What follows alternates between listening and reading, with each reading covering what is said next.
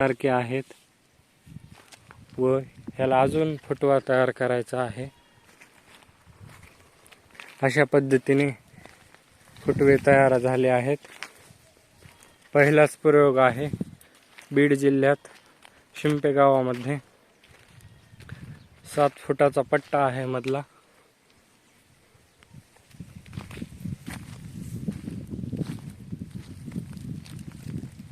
संख्या नियोजन चालू आहे, कमी जास्त संख्या आहे,